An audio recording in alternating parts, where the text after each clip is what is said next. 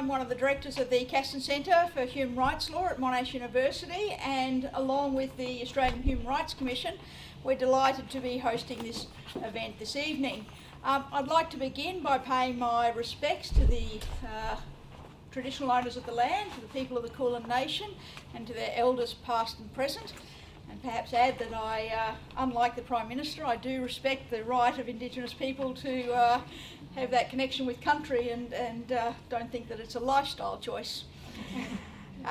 So the format that we're going to follow this evening is that Dr. Soutphommasane is going to begin by launching these new resources for human rights education on racism and disability. That'll take, I think, about 10 minutes, and then I'm going to call the panel up and we're going to have a bit of a Q&A session.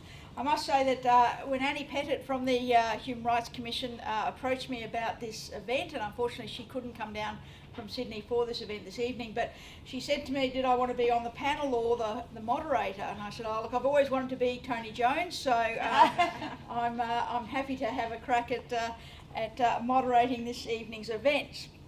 So let me begin by introducing our Race Discrimination Commissioner to you. Dr. Soutphommasane is the Race Discrimination. I said his 5-year appointment began in August 2013. Prior to joining the Australian Human Rights Commission, he was a political philosopher at the University of Sydney, and his thinking on multiculturalism and national identity has been influential in reshaping debates in Australia and in Britain. He's been an advocate for a fairer Australia and drives the Commission's effort to combat racism in a very vocal and effective way, I believe. He's the author of 3 books, The Virtuous Citizen by Cambridge University Press, which came out in 2012, Don't Go Back to Where You Came From, with New South Wales Books in 2012, and Reclaiming Patriotism, again a Cambridge University Press book from 2009. He's been an opinion columnist with The Age and the Weekend Australian newspapers, and in 2013 presented Mongrel Nation, a 6-part documentary series about Australia's multiculturalism on ABC Radio National. He's a board member of the National Australia Day Council and a member of the Advisory Council of the Global Foundation. So please join me in welcoming Tim.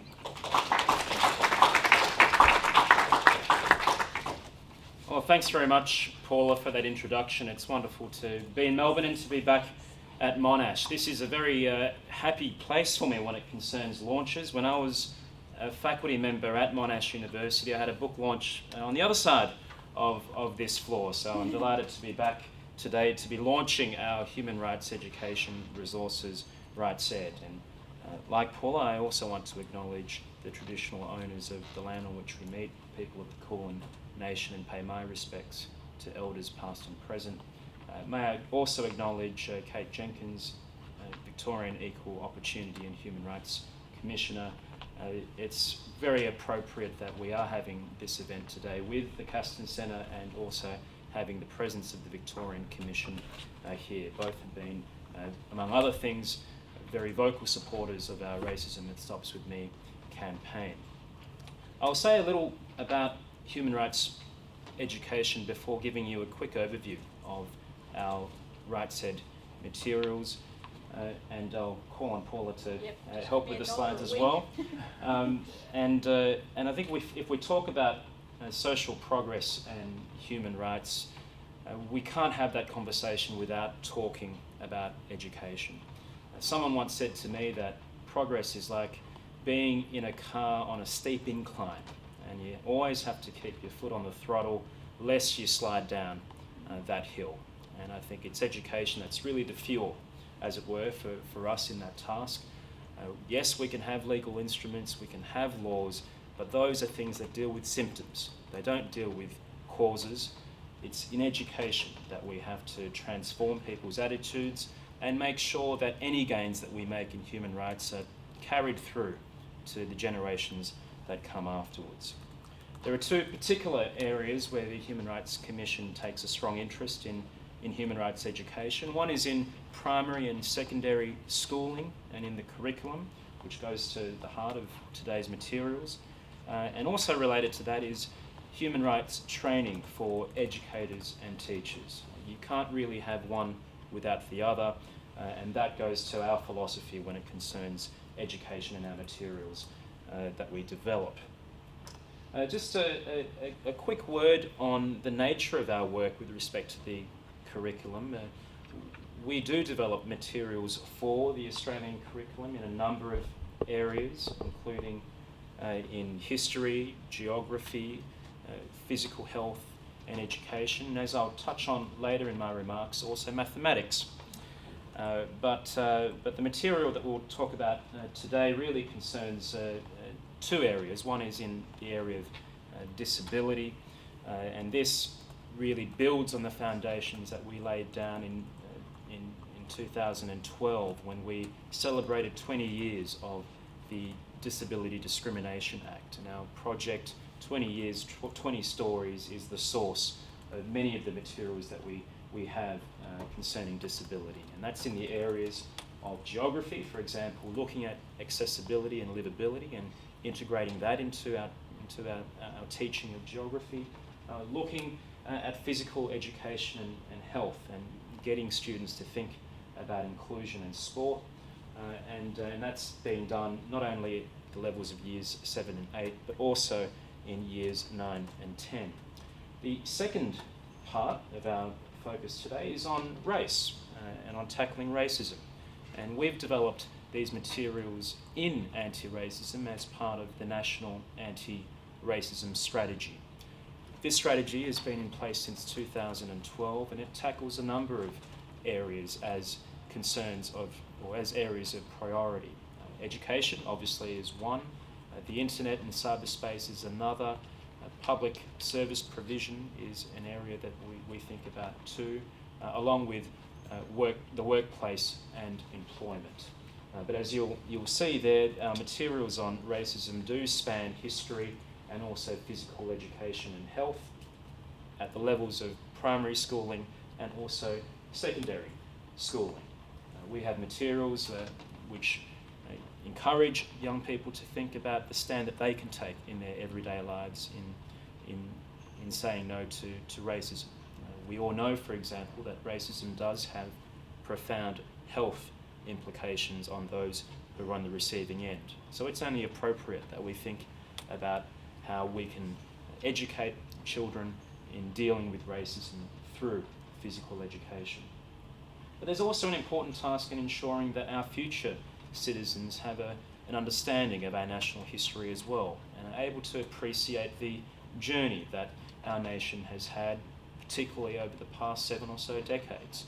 The social transformation that we've had from a country that was largely homogenous in the years immediately following the Second World War to the society that it is today, one where 28% of people were born overseas and a further 20% have a parent who was born overseas. When you compare the Australia of 2015 to the Australia of 1945, you have very, very different societies. And we hope that through our units for history in Year 10, for history in Year 6, that we can give some context to our future citizens' understanding of national identity and cultural diversity. I want to show you now just a quick video called What You Say Matters, which was developed a few years ago for us to start a conversation about bullying. We know that bullying is a major concern in schools, and some of that bullying can also involve a racial element. But we have developed this to help educators and teachers start conversations in the classroom. But I'll show it to you and let it speak for itself.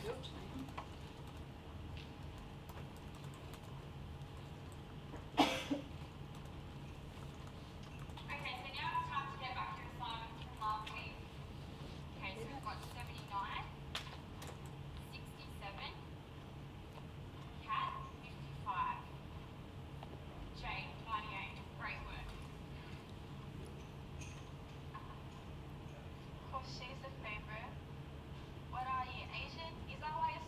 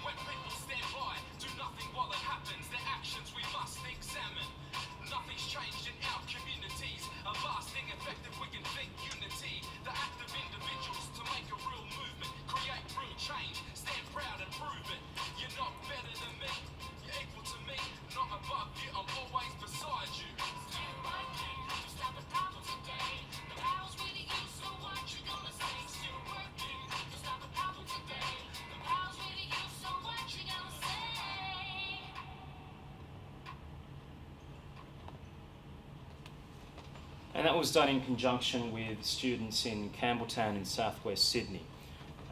But as you can see there, it's an example of how conversations about race can be an empowering exercise for young students in schools as well.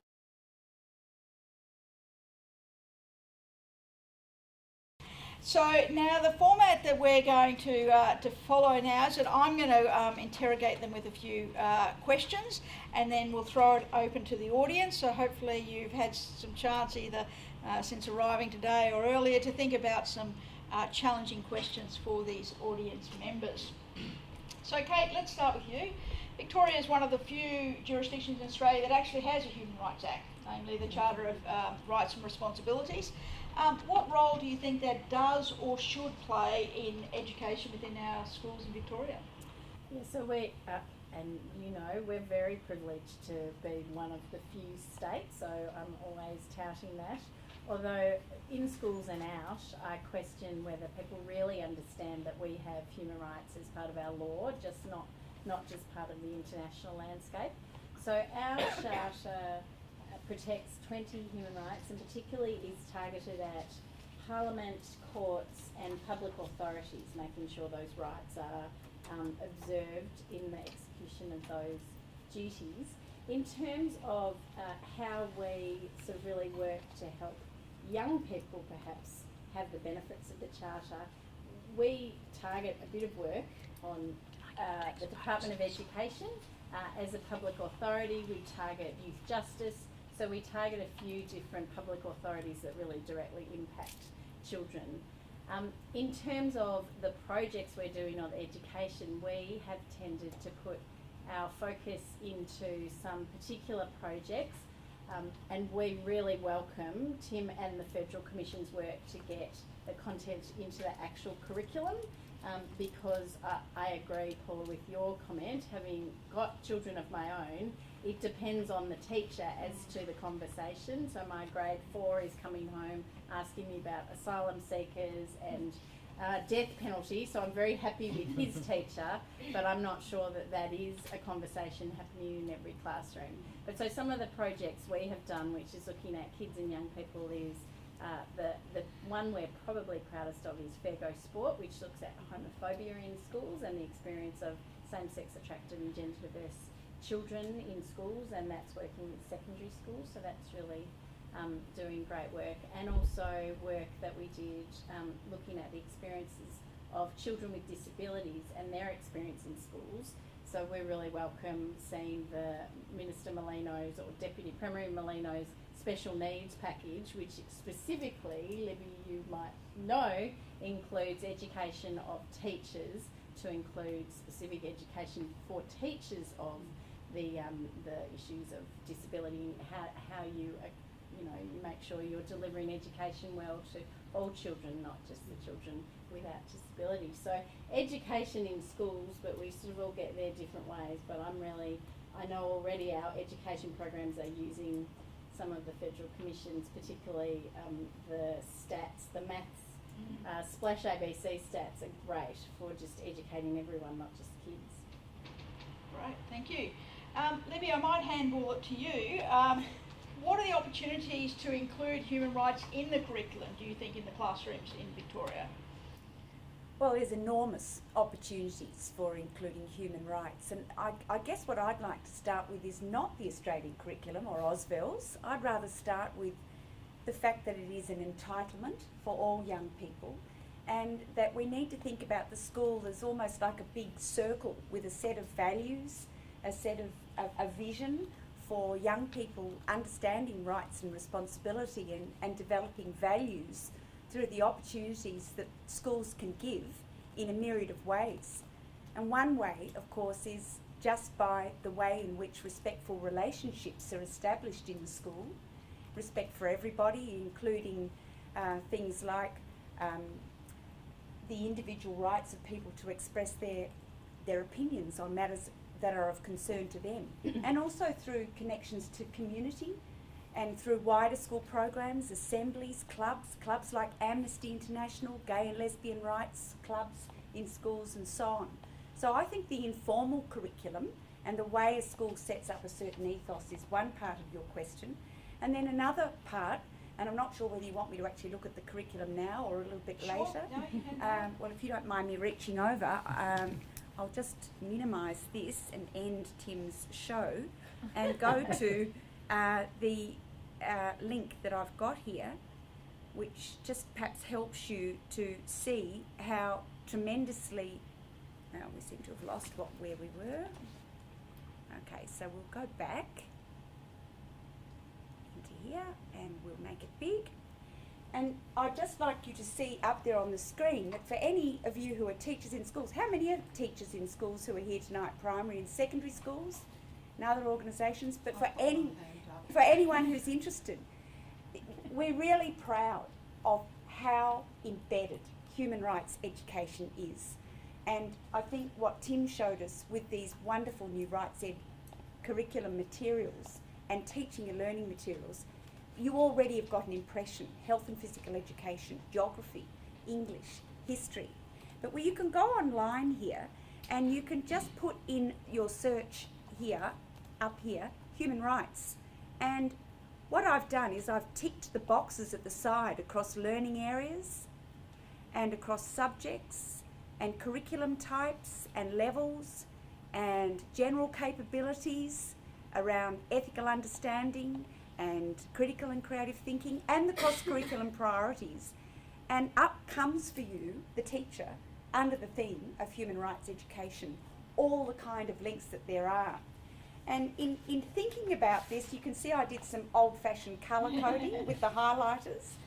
And what I found by using different colours for different units, because I'm most familiar with civics and citizenship education, is that from right through school, from year 4 all the way up to the new senior curriculum, there are constant examples. And I don't know how long, whether you want me to give a couple, just one or two examples. Yeah. So things like looking very closely through how are human rights depicted on social media sites for secondary level students. For very young learners, thinking about what are human rights?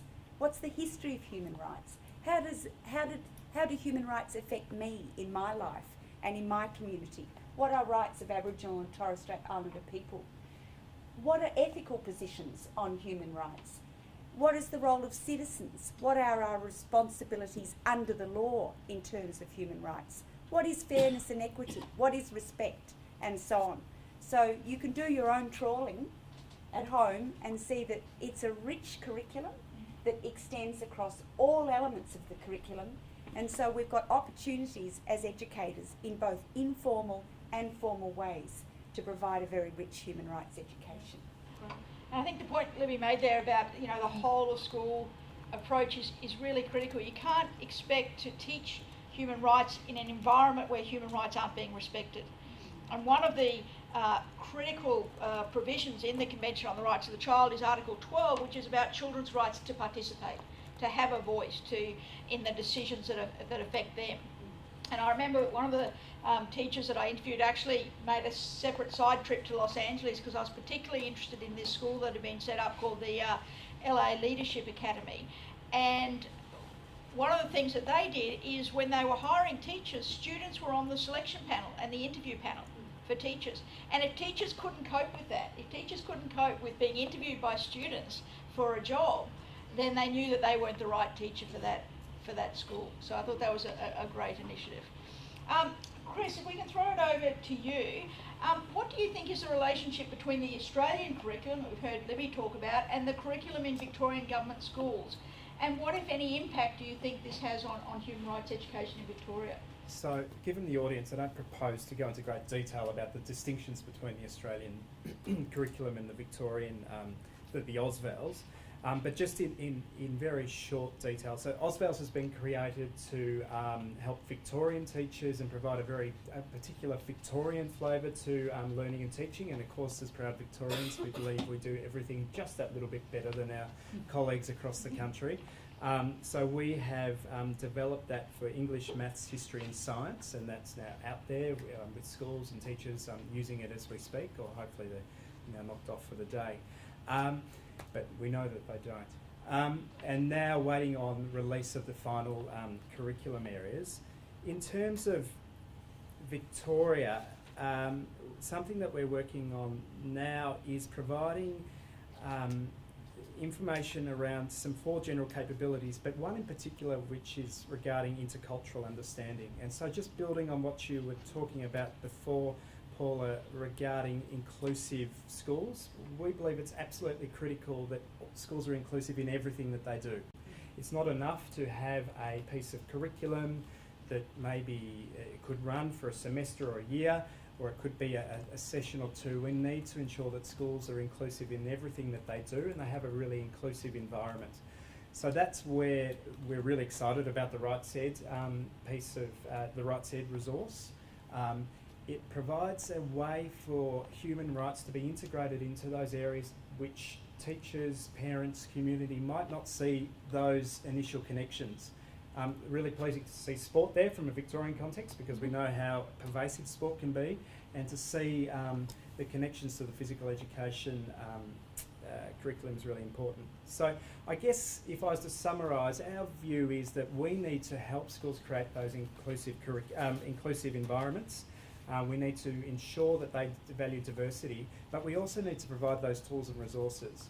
So that's not something that solely comes from the department, and which is why we're so pleased to be partnering with organisations such as the Australian Human Rights Commission and many of our other partners such as the Immigration Museum, to provide a range of resources which teachers can use, and pick the resources that best fit their own context. And that's something we really see as critical.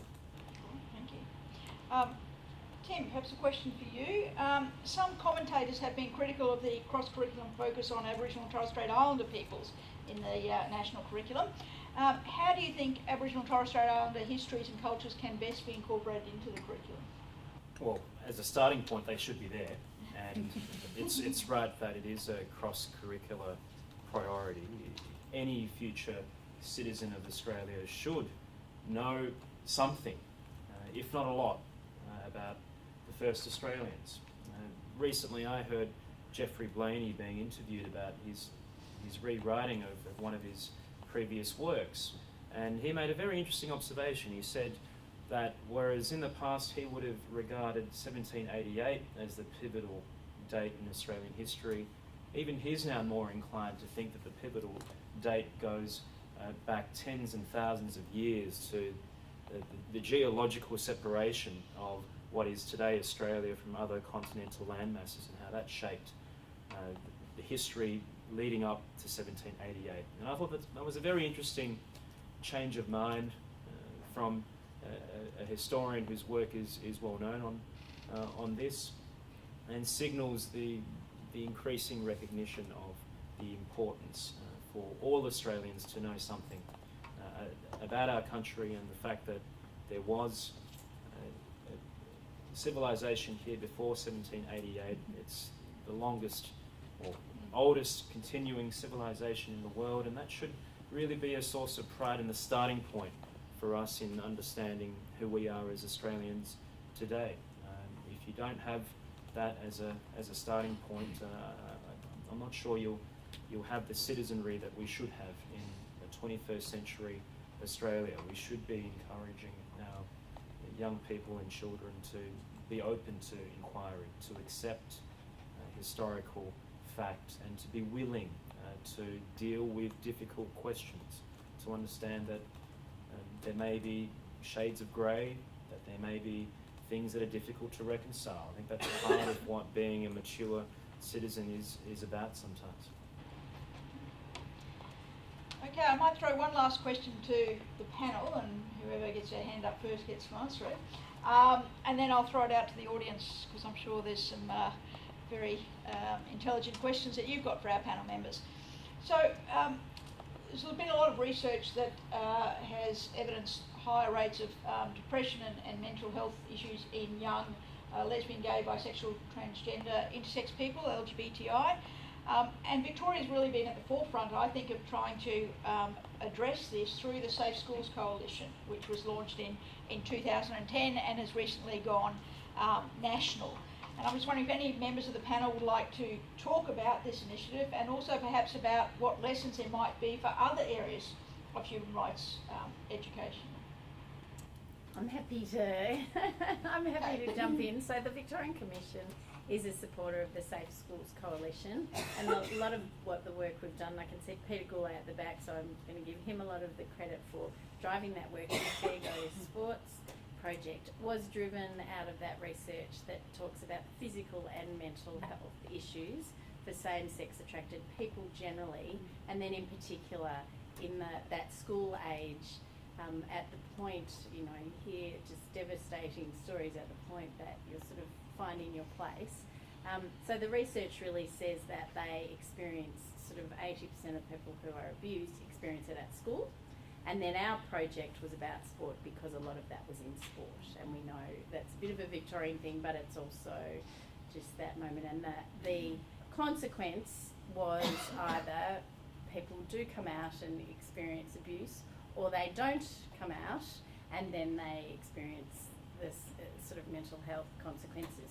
So I think the Safe Schools Coalition is really important, and I think that I agree that there's lots of really good lessons that these children are at a particular point, and they, you know, this panel knows better than I, are very important, are at a point in time that we should be doing all the best we can for them, and where they're inheriting a community that really says that all but a certain group of them are, you know, not okay, then that's really... So I think the Safe Schools Coalition is fantastic. I think schools generally who have signed up and recognise that that's important is really important.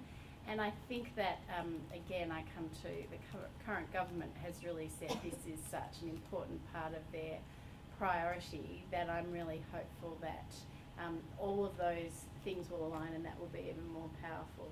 But connected, I do think, and I listen to this, and I won't throw it back to you, but the work I do in Aboriginal community, quite often the young Aboriginal people are dealing with racism all the time. And I do get frequently asked about, so we have a number of different projects and tools that help people report racism in a more safe way, and an interest in school kids learning more about that, you know, the Warrawa College in Healesville, the girls go and play basketball, they're fantastic and they get nothing but abuse. So I think there's another area that when I sort of talk to schools about what we're doing, I hear about bully stoppers and respectful relationships, but some of the time for those kids, I look at these new curriculum that they actually want more than that. They don't just want respectful relationships, they want to know how to fight back, how to stand up to racism, and I really appreciate the curriculum, the Standing Up to Racism module that you've got, which is I think targeted grade 4 and 5. I just think that's, you know, really something that is really needed. But sorry, there you go. I'm happy to make a comment. Yeah. I think it's a really critical stage that we're in, particularly in terms of Aboriginal and Torres Strait Islander young people in schools, that it's still unfinished business for us as a nation. I think it's a wonderful initiative in the Australian Professional Standards for Teachers that no university can be accredited with their initial teacher education programs unless they can show evidence of how their graduates will be educated to not have just the knowledge but the skills and the capacity to address those needs. Also under the Australian Professional Standards for Teachers, understanding diverse learner needs, we need to provide evidence, and the words safety and all learners and all young people being safe and graduate teachers knowing how to ensure that that happens is another standard. And the process is very rigorous. This is across the nation. It's the word evidence, evidence, evidence. How will you know that your graduate teachers have developed the capacity to make sure that all learners, regardless of their sexual decisions, regardless of their identity, regardless of their race, regardless of their ethnicity, are safe and can live the life that they choose? Okay, would anyone like to be the first question from the audience? Yes. Yes, okay. Hello, I'm Marilyn Snyder, primary teacher and global educator. I'm also a trained sexuality educator. Has the panel considered that rights of humans could be taught from the very youngest of ages in the classroom, perhaps even as an issue of gender and discussion of gender in the very, very youngest of classes? I found from my teaching and from my work in sexuality education in particular that bullying can occur just because I call myself a girl or call myself a boy. And the issue of human rights to me is an extension of that part of one's identity that can boil down to me sorting out who I am, just as even as my gender. I'm really fascinated and interested, partly because we have done, particularly recently, a lot of work in the transgender and intersex space. And I was just having a conversation today with one of my staff members about how this idea that gender is not binary, and you get from birth, you go to buy a new baby's outfit and they say, is it a boy or is it a girl? And you sort of, well, why does that matter? Well, it matters because you have to have blue or pink, and it goes from there. So I have a very strong personal view in terms of the gender stereotyping that I think that happens, and it's probably worse than when I was young. So this is a very, anyone who's heard me talk before, I'm very adamant that the commercial world has turned marketing to children into something that really sends strong messages about what boys do and what girls do. That is really shocking, and I don't think was even as strong when I was young. So while we're trying to change the CEOs up here and they're all supportive of gender equality, down here we're saying you don't wear pink because you're a boy, and I just think we need to join these two. So I'm really interested in your idea in terms of I haven't done any formal work, but the conversations with young kids is they do start out with a sense that everything's kind of fair and clear, and then they slowly learn that no, we're meant to be this way and that. And I think that gender is the next challenge for us to recognise that our very old-fashioned views of just how you have to be, it's not doing the right thing by a lot of our community. So it's really good, because why can't you have those conversations at a very early age? I say start early and start young. Yes, I'd add to that I've got 3 young children, and I'm very conscious of not wanting to gender stereotype. I've got twin boys and a girl, and I've looked for books that are children's books about transgender kids, about all sorts of things, and I can't find any in Australia. There's a lot overseas. If you go, there's some great bookshops in Britain, and I've got Bailey's and his 10,000 dresses, and some other boy in his tangerine dress, and there's a lot of great kids books out there, but unfortunately they're not readily available in this country. So, have you tried Family Life Victoria? I haven't tried Family Life Victoria. Have they got some good ones? Okay. Other questions? Yes. Hi, my name is Deb Chapman from Reconciliation Victoria. Thanks for your leadership and resources in this space. I just wanted to reflect back. We had a regional forum in Shetland last year, and one of the Aboriginal Yorta man in our network had a very thoughtful contribution about his reluctance to put Aboriginal people in the same bucket as migrant and newly arrived people, because they've been active genocide and dispossession by the state, which hasn't happened for people newly arrived. I just wondered, it made me think about things a bit differently, and I just was interested in your reflections. Thanks. Well, there's obviously an important contextual difference to dealing with those issues, and I'm certainly one who believes that it is vital to acknowledge the history of issues. Things can't be understood in a vacuum, and you're absolutely right to refer to those differences. And this is reflected in the experience of racial discrimination in its institutional forms. There are some people in Australian society who experience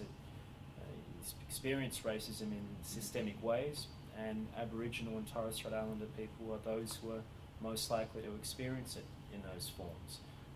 But I think there is, nonetheless, some common ground that we can form while still acknowledging the different experiences that people have. And at a very basic or general level, if we are talking about experiences of racial discrimination, it's something that can harm people's health, it's something that harms their dignity, and it's something that harms our society and our potential as a society as a whole. And those are things that apply regardless of whether ignorance or hatred is being directed at an Aboriginal person, someone who's African in background, someone who's Asian in background, or someone who's European in background. So I do think we can do both, but we have to be sensitive, obviously, to context and to history. Yes, sir. Yeah, I'm not a lawyer or a teacher, but I heard you say that children should be taught the history of human rights. And I'm old enough to remember when homosexuality was a crime, abortion was a crime, and so forth. And the enormous struggle there was to achieve these human rights, especially in Australia. I think Britain legalised abortion and decriminalised homosexuality in the early 60s. We were one of the first countries to do this. By law of Parliament, by the way, not through the courts. And the other one, of course, is Medicare.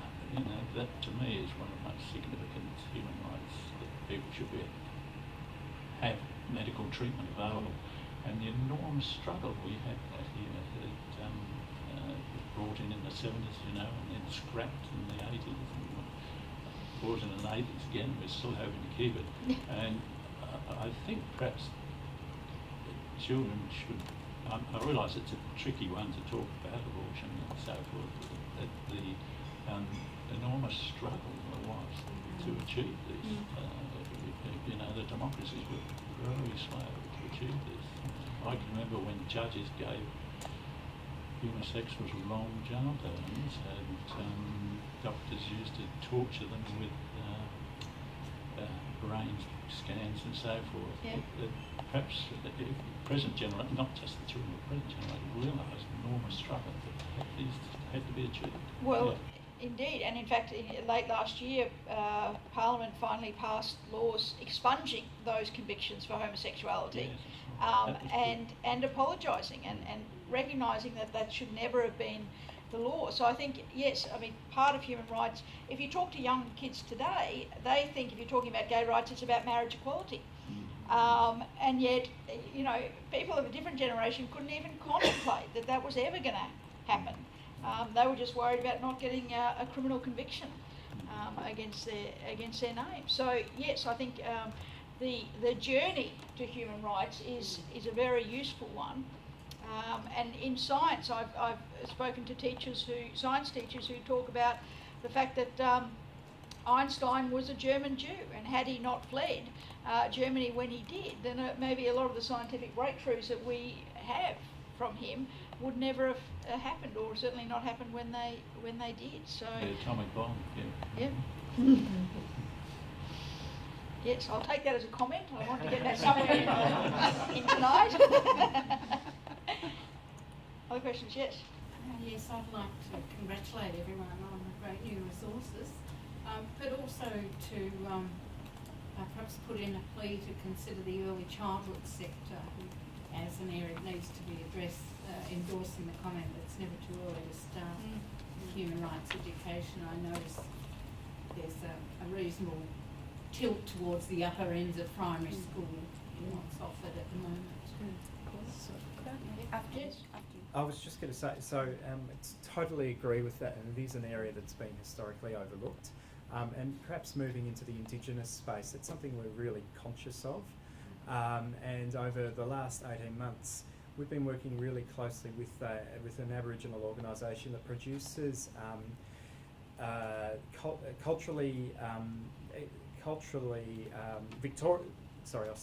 produces activities for young children to play within early childhood centres, that are culturally appropriate to Victoria, which of course is a really significant issue to build that understanding amongst our educators that there is no such thing as Aboriginal Australia. There are many communities right across the country.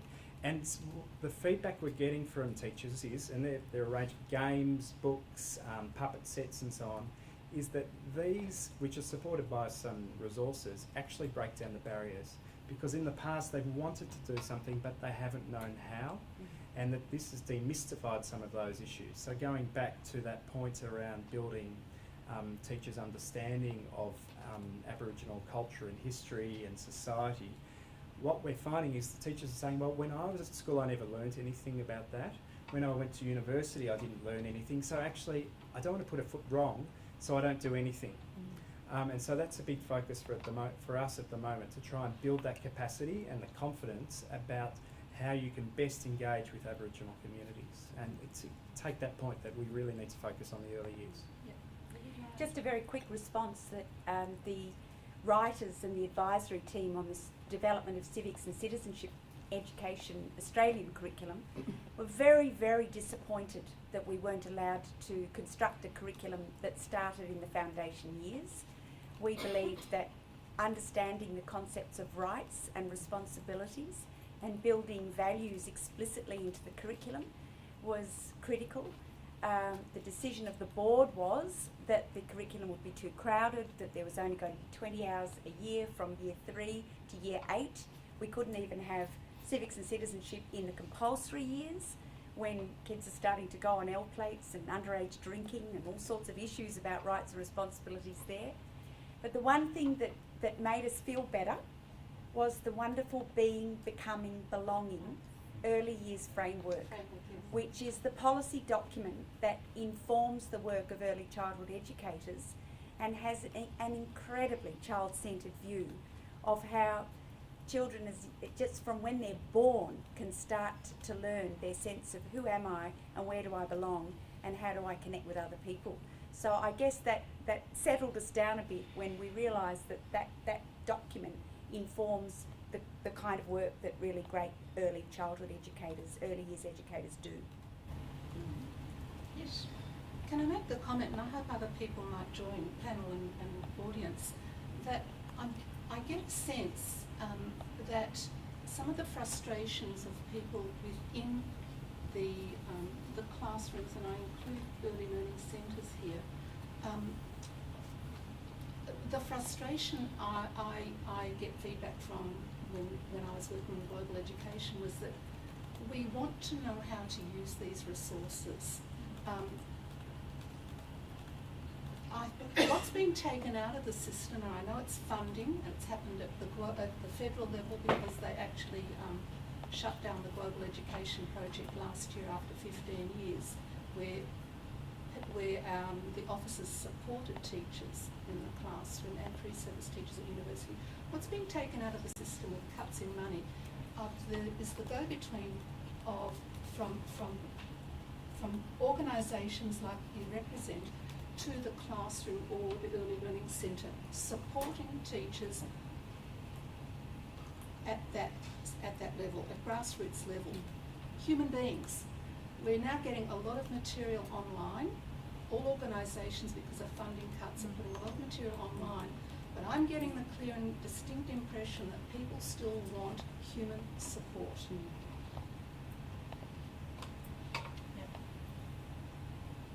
So, and I open it up to should we take that as a comment? But But also, No, I take your message, and some of we have a range of different initiatives, and I see one of our great librarians from the Languages Multicultural Education Resource Centre sitting up the back very unobtrusively, which is a education department facility in Carlton, which you may be aware of. And we are very aware that one of the big issues for teachers is the avalanche of materials, and how do you best use those? And so Jenny and Judy and her team out there have a real focus on working with individual teachers, but also school librarians, who are such an important resource, as many of you would know, in helping sift through the range of materials and find those that are particularly relevant to that grade 4 class or that year 8 class that is studying a particular issue. So I think you're exactly right, and we need to play a bigger focus on trying to support teachers to access the resources that are relevant to them, and also continue to build our partnerships with organisations such as the Human Rights Commission, and also others such as I mentioned earlier, such as the Immigration Museum. But I take your point, and that's something that we need to focus on to provide better day-to-day guidance, because everybody lives very busy lives, and crowded curriculum is a very real issue. And if we're going to ensure that these issues are addressed effectively, we need to make it as easy as possible. And can I just add too, it's really useful for us at the Commission to know whether the materials are in a form that will be used by human beings, and that they're not just there sitting on the internet and not being downloaded and not being used. It's not a case of upload it and they will come for us. It really is about ensuring that we connect with teachers' needs and getting that practical result when it comes to the classroom or education more broadly, whether it's in early childhood and education as well, which I think will be the next phase of the conversation about human rights education. Yep. Kate Andre, I work for Caritas Australia. Just speak up a bit so the people at the back can hear you. Yep. Kate Andre, I work for Caritas Australia as an education resource writer. I just wanted to agree with all the comments about the importance of embedding rights education and global education in the formal and informal curriculum and in teacher training. But one of the challenges we often come across is the need to work with parents and the community as well. So that when students do come home and say, you know, we've been talking about asylum seekers in the classroom or whatever it may be, but they're not just shut down or hear a completely contrary view. So I just wondered whether any of the programs that you've been working on address that need as well. Well, it's another Australian professional standards for teachers, for teacher education, that our graduates need to develop evidence of the ways in which they've engaged in conversations with parents and community, and how well prepared they are to know how to do that kind of work when they commence their career in teaching. We find that one of the hardest of the Australian professional standards, because sometimes they'll have the opportunity, for instance, to go and sit in on a parent-learner-teacher conversation if it's three-way. Sometimes they'll get an opportunity to be involved in some kind of school function that's there. But there's a bit of a boundary, really, isn't there, when you're learning to be a teacher. And it's interesting that in the review of the Australian curriculum last year, that came out as being one of the big priority areas. There was a suggestion to make a parent-friendly curriculum. That's been rejected by ACARA. But I did hear at a function in Sydney a couple of weeks ago, Dr. Phil Lambert, who's the General Manager of ACARA, say that ACARA is looking very seriously at how can we develop meaningful understanding of, amongst parents and teachers, of what the curriculum tries to achieve for their learners. I don't know the answer to the question yet, but I know that ACARA is doing work in that space, and we'll be watching with interest, because it's a hard one. Many of our students are parents themselves, but how do you connect to the parent? The ones that come to school to the functions, it's easy, but how do you reach those that are saying, what are they teaching my children? So can I add to that, I guess, just thinking about, because and the Federal Commission has the same sort of, but the mission at the Victorian Commission, our vision is a community where every person respects, understands and observes, values human rights and equal opportunity. So that's a pretty big goal.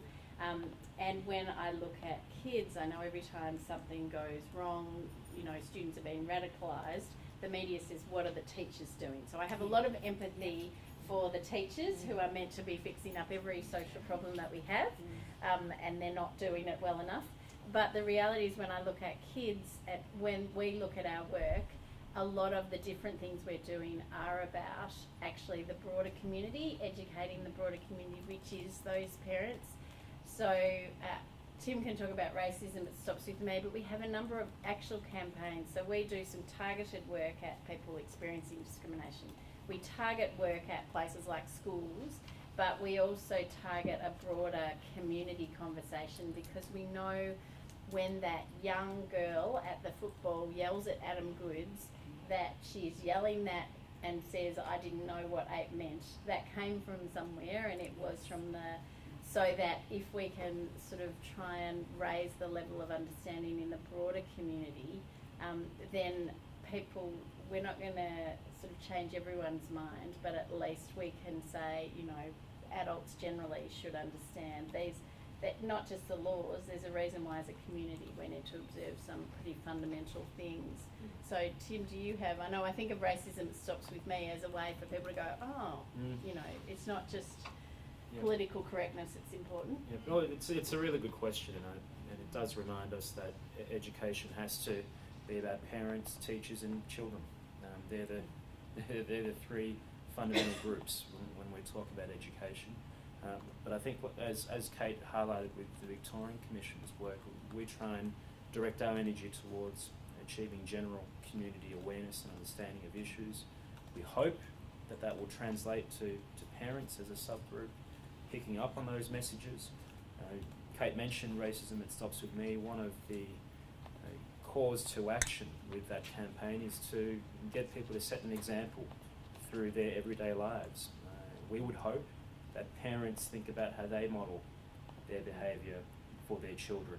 And if we refer specifically to race, racism is not something you see from a 2-year-old or a 3-year-old. It reflects something that's learned. And if you're talking about how behaviours and how attitudes are learned, they're learned at home.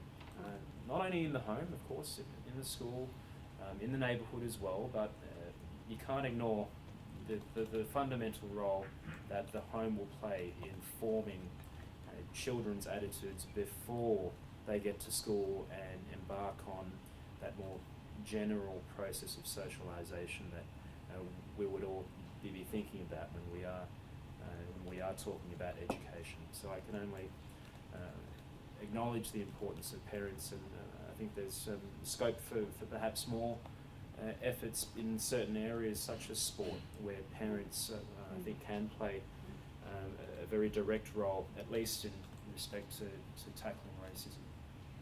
I might add a comment to that, since we're talking about parents now, with a story of my own kids' school. So they insisted that I take them along to see the grade 3-4 musical, even though none of them were in grade 3-4. So along we went, and it was celebrating important people through history, and it was a musical.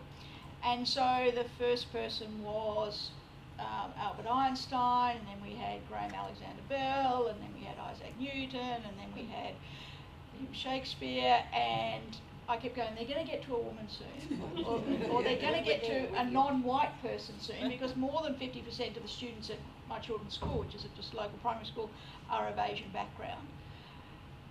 They then did a performance of Those Magnificent Men and Their Flying Machine, where all the boys were the magnificent men and the girls were clouds flying around.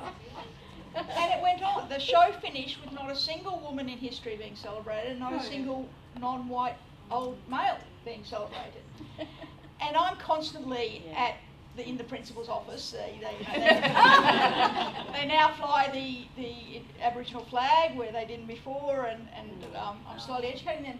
But it was like a light bulb moment. It hadn't occurred to anyone else that this was in any way sending a message to children that, you know, it's only white men who have achieved anything in our history. So I think parents also have an important role to play in the other way, and perhaps calling out those sort of when those things happen. Yes, down the back. I have a question that picks up on your anecdote. I was looking at the terms of reference for the Commission into Family Violence today, and that's really grounded in acknowledging the fact that a huge cause of family violence is inequality between men and women in society and social attitudes toward women. I'd be really interested to hear from any of the panellists about how they think educational policy and curriculum play a role in changing those attitudes.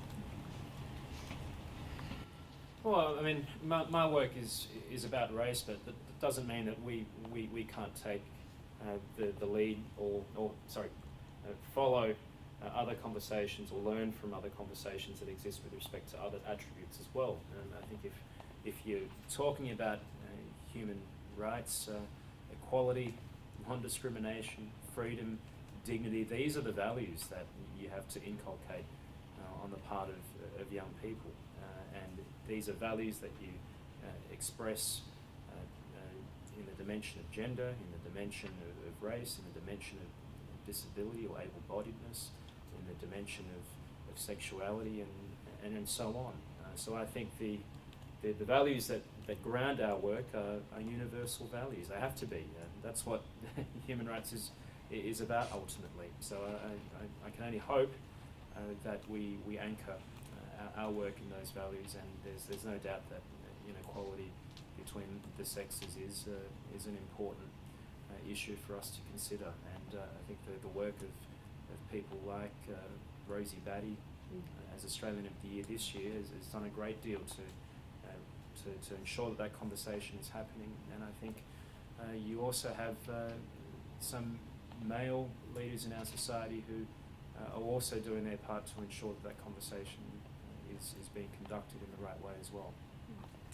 I'm interested, and I'd be interested in the other panellists' views as well, is that I'm really looking forward to the outcome. So I know the Royal Commission is really focused on the go forward, the solutions rather than the causes. And I do think the dialogue now is very much family violence is about gender equality. So that conversation, even that in itself, is a great step forward. In terms of education and some of that about gender equality, I think it comes back to that early conversation about gender stereotyping for me, about those early years and what boys do and what girls do and how that all works. So lots of the examples are there. So, but I haven't thought about. I'd encourage you to make submissions in the course of that, because I think they've got a year's time frame. So I know it's pretty fast, but get involved and start thinking about that, because that is, I know the minister who I've spoken to about this is really keen to look more broadly than just how do we deal in the moment of the crisis. It's how do we prevent this happening, and that education side would be really good. I just mentioned I went today to the Victorian Women's Honour Roll lunch where they inducted 22 more new women, and Rosie Batty was one of them. But in fact, in the 22, there was a significant number of women from all across Victoria who've been working on family violence for 30 and 40 years. And I think this is the first time. So the conversation, it's really heartening that the conversation has changed so much, that these people have been doing that work clearly unsung and unrecognised for a very long time. So that was a really amazing sort of statement that was being made to say, what these people have been working on, what's really the biggest problem for our community. And I think, basically Daniel Andrews said the biggest problem with for us, that's a question of equality, and we are not delivering to our community. Okay, we're probably going to have to wrap it up now. Do Libby or Chris want to make a final comment in response to that, or any other? The only other thing I'd say is that sometimes we can forget that the real leaders are actually the students, and we can worry a bit too much about the broader community and the role of teachers, but we have got some wonderfully talented students, and they are actually driving change. So for instance, at Fitzroy High School, they've set up a feminist action collective to really get out there in the community and advocate for gender equality. We have Victorian student representative councils in almost every secondary school across the state, and there are opportunities for them to feed up through into state constitutional conventions and national conventions and international conventions. So the next generation of advocates are really highly capable and highly committed, and that's very exciting.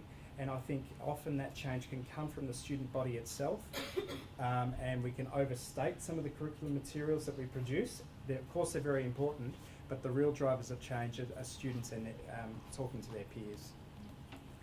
Yeah, I'd love to say I totally agree with you, but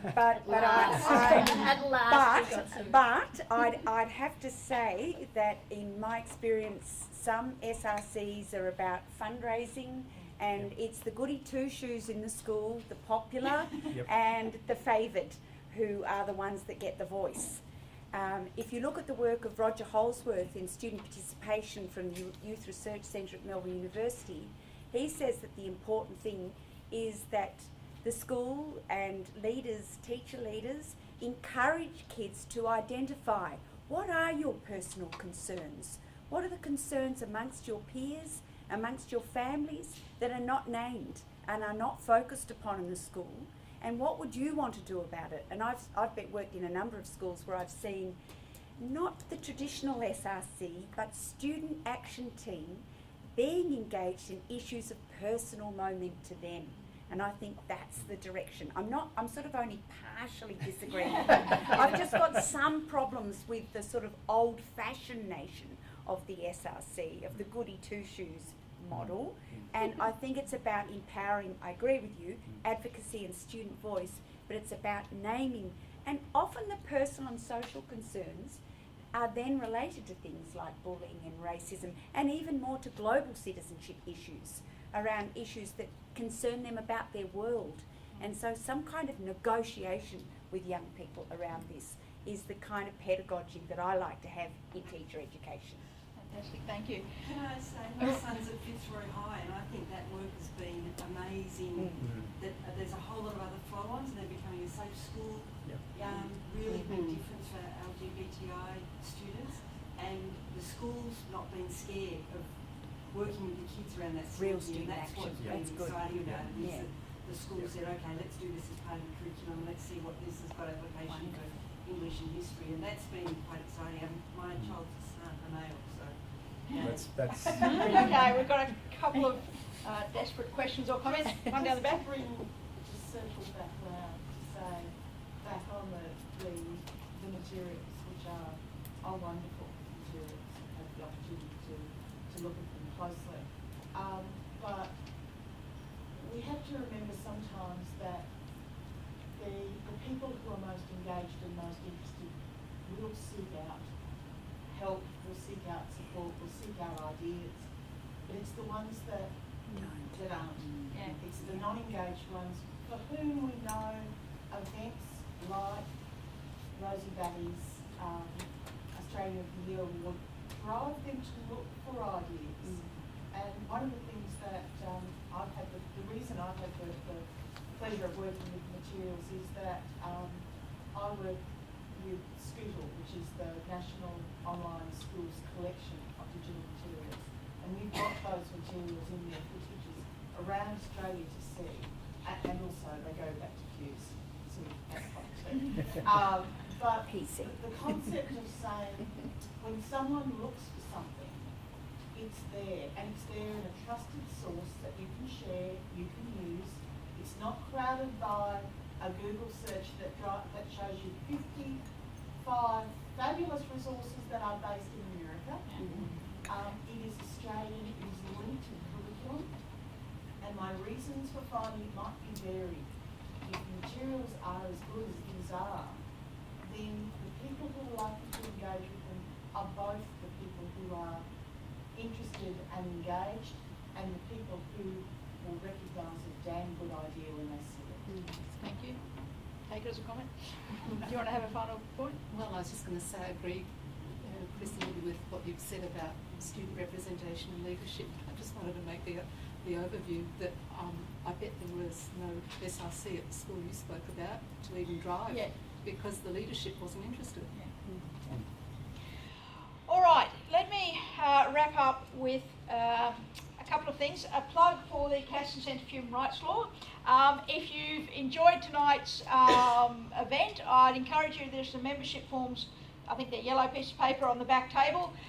You can become a member of the Castan Centre for free, and all our events except our annual conference are free. So it's a great resource for human rights. And we also, one of the projects that the Castan Centre has been working on are short little videos called Have You Got That Right?, which are designed for young people. And we've had ones on marriage equality, on asylum seekers, on laws combating terrorism and whether those laws themselves are a breach of human rights. We've got one coming up about whether bullying is a human rights violation. So they are actually going to be playing on a laptop computer in the room across from the reception area, where I'm going to invite you all to join us for some drinks and nibbles. I think, though, that the only task that remains is to please join me in enthusiastically thanking our panel for such a great